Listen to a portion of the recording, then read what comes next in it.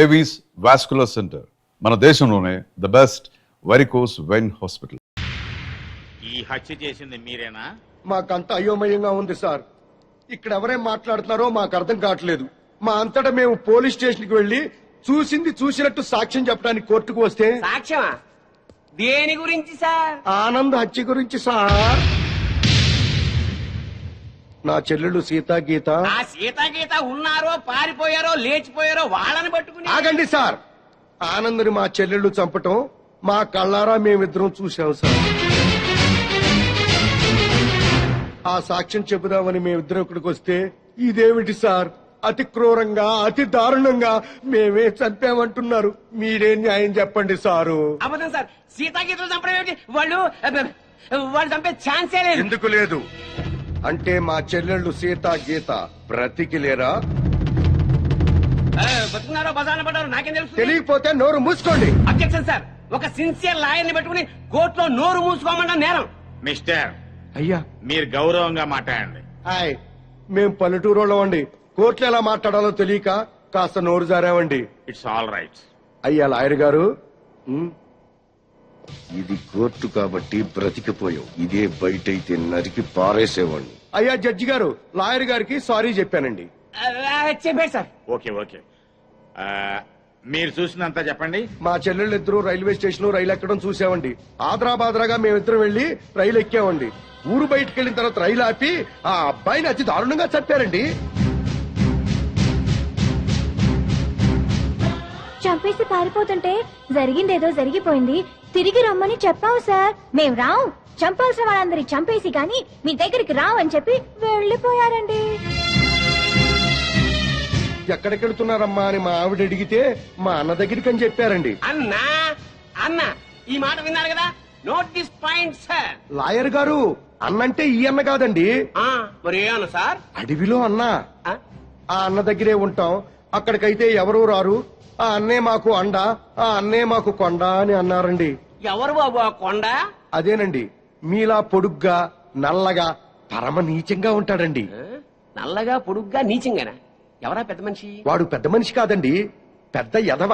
వీరప్పను, మీసాల వీరప్పను. ఎలాగైనా మా అమ్మాయిల్ని పట్టుకోమని చెప్పండి సార్. మా చెల్లెలను పట్టుకుంటే వీరప్పని దొరుకుతాడు, వీరప్పని పట్టుకున్నా మా చెల్లెలు దొరుకుతారు. ఒక్క దెబ్బకి ముగ్గురు దొరుకుతారయ్యా. 3 రాష్ట్రాల సమస్య కూడా తీరిపోతుందయ్యా. మళ్ళీ ఇలాంటివన్నీ జరగకుండా ఉంటాయండి. వెంటనే అడవికి వెళ్ళి పట్టుకోమనండి సార్. కొద్దిగా మన ఇన్స్పెక్టర్ గారిని పోలీసుల్ని అడవికి పంపితే పని అయిపోతుందయ్యా. ఎవరి పని? మీ అందరి పని.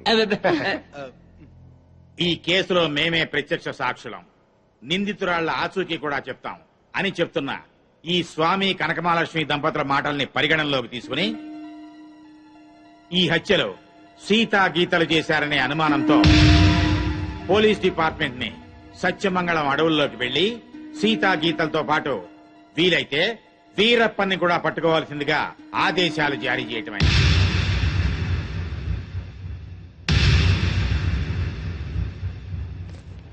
ఇన్స్పెక్టర్ గారు, ఏంటయ్యా? కాస్త మంచి రోజు చూసుకుని చెప్తారా అండి? దేనికి?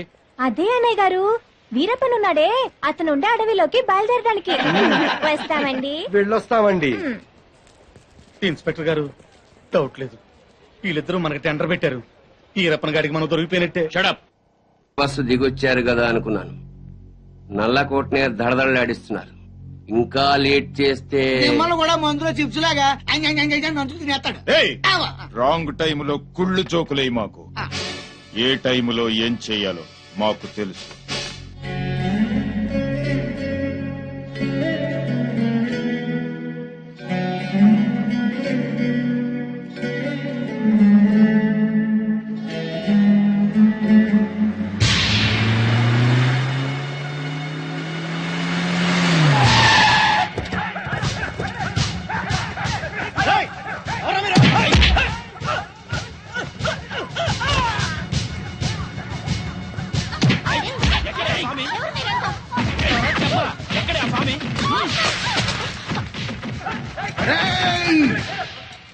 నన్ను చంపడానికి వచ్చి ఆడపడుచుల మీద చేయి చేసుకుంటారా చవట్టల్లారా?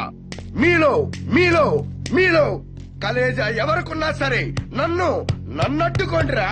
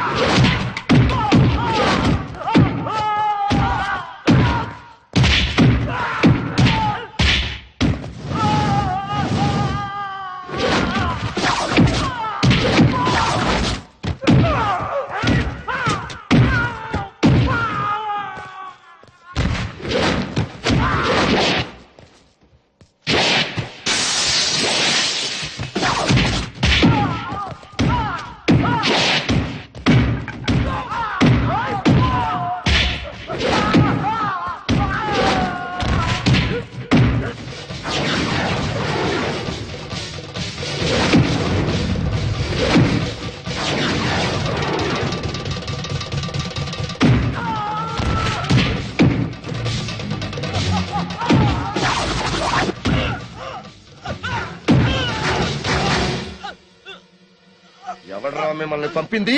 పాపినీడు. పాపినీడు. Yes Bapineedu speaking. ఇక నువ్వు స్పీకటానికి ఉండవురా.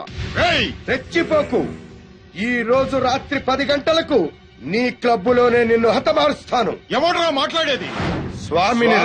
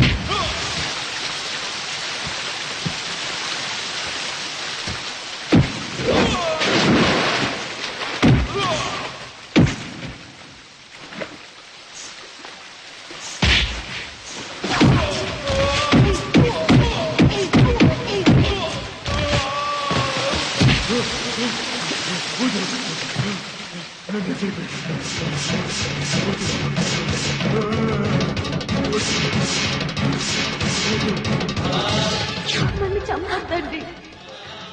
మా ఊరికి వెళ్ళిపోతాం, మా అన్నయ్య దగ్గరికి వెళ్ళిపోతాం.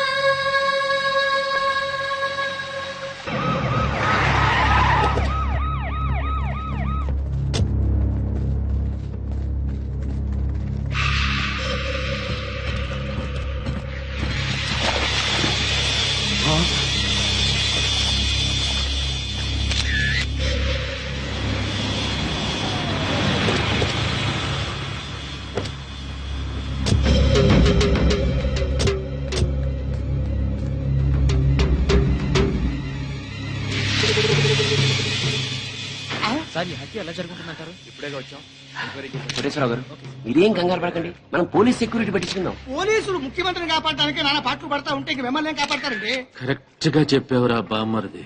నా థింకింగ్ ఎప్పుడు కరెక్ట్ గానే ఉంటుంది బావా.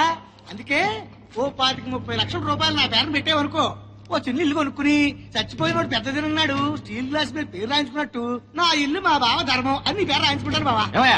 మంచి చెడు లేకుండా నోటికి ఏదొస్తుంది ఒకేయటమేనా? ఆడెప్పుడు జరిగేదే చెప్తాడు. మీకేమన్నా పిచ్చెక్కిందా? బాలవాక్కు బ్రహ్మవాక్కు అని బామ్మది వాక్కు బ్రహ్మవాక్కు ఏమిటండి? ఏయ్ బామ్మరిది, ఆ స్వామి వాడి పెళ్ళాం పోతే ₹1,00,00,000 రాయించు, నేను పోతే ఆస్తి మొత్తం రాయించుకోరా. అయినా నీకేం కాదులే బావా, 100 ఏళ్ళు బతుకుతావు. బావమరిది అంటే బ్రతకూరేవాడు అర్థం. బతకగోరేవాడు అయితే ఆస్తి ఎందుకు రాయమంటావు? నేను బతకూరినంత మాత్రం మా బావ బతుకుతాడు. ఆ స్వామి బతకనివ్వాలి కదా. అనుమానం లేదు రఘు, ఈ మర్డర్ కూడా ఆ స్వామి చేసి ఉంటాడు. ఇన్ని మట్టలు చేస్తున్నా కూడా మన డిపార్ట్మెంట్ చిన్న క్లూ కూడా దొరకకుండా చేస్తున్నాడు. అది కదా హైలైట్. సార్లు ఏంటా అర్ధరాత్రి పూట? ఏం లేదండి, స్టేట్ క్లబ్ ఓనర్ బాపిరెడ్డి గారిని చంపిన వాళ్ళని నేను ప్రత్యక్షంగా చూశానండి. ఎవరు? నా చెల్లెళ్ళు సీత గీత సార్. అలానా? ఆ. ఎలా చంపారు సార్ తమరు చెల్లెళ్ళు? రోట్లో కందిపప్పుని రోకలితో దంచినట్టు దంచి నీళ్ళల్లో ముంచి చంపేశారు సార్. అబ్బా, మీ చెల్లెళ్ళకి సపోర్ట్ గా ఆ వీరప్పన్ కూడా వచ్చాడా సార్? వీరప్పన్ రాబట్టే కదా సార్ మా చెల్లెలను పట్టుకోలేకపోయాను. అవునా? తుపాకీతో భయపెట్టాడా సార్? లేదండి, ఏనుగు దంతంతో పొడుస్తానికి వచ్చాడు సార్. ఏంట్రా నువ్వు పోలీసులతో ఆడుకుంటావురా? జడ్జి గారు, జడ్జి గారు, ఈ సమాజంలో న్యాయం జరగదా? న్యాయం చేతులు ఎంత పొడవైనా సాగుతాయంటారు. మరి అదే నిజమైతే ఈ రోజు స్టేట్ క్లబ్ ఓనర్ హత్య జరిగేది కాదు కదా అంటున్నాడయ్యా స్వామి. సార్ ఏమి సార్ అయ్యా, మీరు ఆ రోజే అడవికెళ్లి అతని చెల్లెళ్ళని పట్టుకుని ఉంటే ఈ రోజు ఈ మటర్ జరిగేదా? జరిగేది కాదు సార్. అంటే స్వామి చెప్పినట్టు మీరు డ్యూటీ చేయకుండా తప్పతాగి పడుకుంటున్నారు అన్నది నిజం అన్నమాట. Sorry sir. I don't want your explanations. మీరు ఈ రోజే సత్యమంగళం అడవులకు బయలుదేరి వెంటనే సీతా గీతల్ని పట్టుకోండి, వీలైతే వీరప్పని కూడా. ఓకే సార్, ఈ రోజు బయలుదేరుతాం సార్. ఓకే. నీ ప్లాన్ నాకు తెలుసు స్వామి. నువ్వు జడ్జి గారికి ఫోన్ చేసి మమ్మల్ని అడవికి పంపించి నువ్వు కోటేశ్వరకు చెక్ పెట్టాలనే కదా.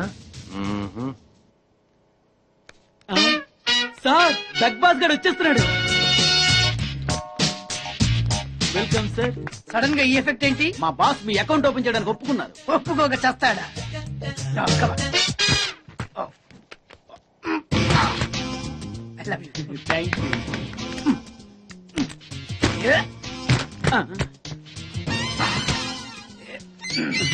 అయ్యి బాబోయ్, 2 కోట్లు. ఈ కోట్లు బాడీ మీద వేసుకోవడానికి పనికొస్తాయేమో కానీ ఆ దీలో వేయడానికి పనికి.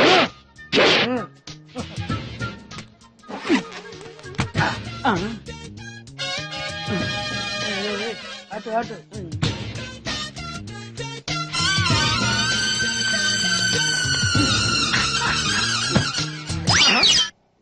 10 పైసలా? ఈ 10 పైసలు ఆర్డీ చేయాలి. 10 పైసలు ఆర్డీలో వేయటం ఏంటయ్యా? ఏ 10 పైసలు డబ్బులు కాదా? ఈ 10 పైసలతో 4 వేరుశనగ పప్పులు వస్తాయి. ఈ 10 పైసలతో 2 5 పైసల బిల్లులు వస్తాయి. ఈ డైలాగ్ ఎక్కడో విన్నట్టుంది. విన్నట్టు కాదు, నువ్వే అన్నావు. బాగా గుర్తు తెచ్చుకో. బంజారా హిల్స్, రోడ్ నెంబర్ 6, చెట్టు నెంబర్ 16. అయ్యా అయ్యా ధర్మం చేయండి అయ్యా. బాబయ్యా ధర్మం చేయి బాబు. ఆగు. వెతుకయ్యా, నిమ్మలంగా వెతుకయ్యా. కింది జేబులో చూడయ్యా, నోట్ వెతుకయ్యా. అయ్యా దీంట్లో చూడయ్యా, 50 రూపాయలు. ఆయా తీసుకో. 10 పైసలా? ఏం 10 పైసలు పైసలు కదా 10 పైసలు పెడితే 4 వేరుశనగ పప్పులు వస్తాయి 10 పైసలు పెడితే 2 5 పైసలు బిళ్ళలు వస్తాయి ఆ.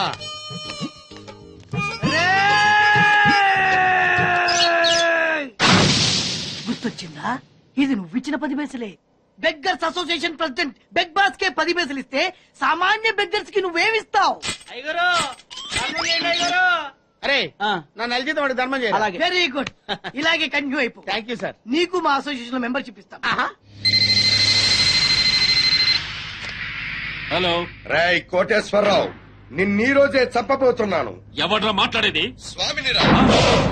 నువ్వెక్కడైనా దాక్కో, ఎంతమందినైనా కాపలా పెట్టుకో, కానీ నా చేతిలో నీ చావు తప్పదని తెలుసుకో. రఘు, మన వాళ్ళందరినీ అలర్ట్ గా ఉండమని చెప్పు. Okay sir. నేను వెళ్ళి కోటేశ్వరరావు గారిని చూసాను. అలాగే సార్. ఓకే.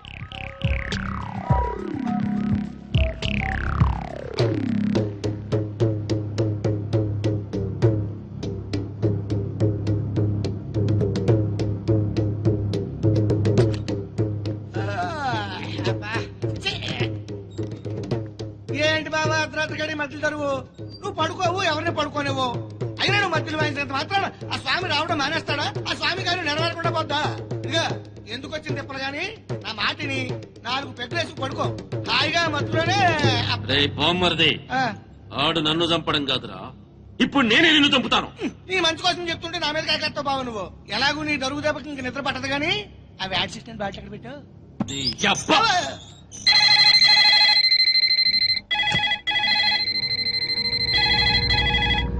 కోటేశ్వరరావు గారు, లిఫ్ట్ చేయండి. హలో, నేను ఎస్పీని మాట్లాడుతున్నాను. అక్కడ ఇన్స్పెక్టర్ బెనర్జీ ఉన్నాడా? సార్, మీరు పెట్టి